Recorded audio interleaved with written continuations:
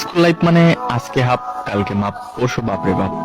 School life মানে বিরক্তিকর সাদা শার্ট আর সেলাই করা কালো প্যান্ট। স্কুল লাইফ মানে ব্যাগ ভর্তি মিথ্যা কথা। স্যার বাড়ির কাজ করছি কিন্তু খাতাটা ভুলে রেখেই আসছি। স্যার বিশ্বাস করেন গতকাল আমার পেটে ব্যথা ছিল তাই স্কুল আসতে পারিনি। সত্যি স্যার এটা আমার অভিভাবকের সাইন। স্কুল লাইফ মানে একদল হারামি বন্ধু, তখন প্রেম মানে বুঝতাম A+S। আর এই কাহিনী আমার হারামি বন্ধুরা শুনলে আমার অবস্থা শেষ।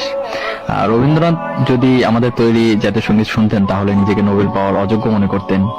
শপথ মানে নিজে অন্যায় করব, অন্যের অন্যায়কে প্রশ্রয় দেব। স্যারদের নিকনেম গুলো শুনলে হয়তো তারা তখনই চাকরি ছেড়ে চলে যেতেন। আমার এক একটা বন্ধু ছিল ক্লাস ফাঁকি দেওয়ার উপর PhD করা। নিজেকে অনেক বড় সন্ত্রাস মনে করতাম যখন আমি স্কুলে না আসা সত্ত্বেও আমার হাজিরা অন্য কেউ দিয়ে দিত। স্যারও আমাকে মারছে। স্যার কিছু না বলার পরে তাকে মারার পরে পানিশমেন্ট হিসেবে কান ধরে দাঁড়িয়ে থাকা। স্কুল লাইফ মানে নিজের ইচ্ছের বাইরে ঘন্টার পর ঘন্টা ক্লাসরুমে বসে থাকা। তখন প্রতিটা শুক্রবারকে ঈদ মনে হতো।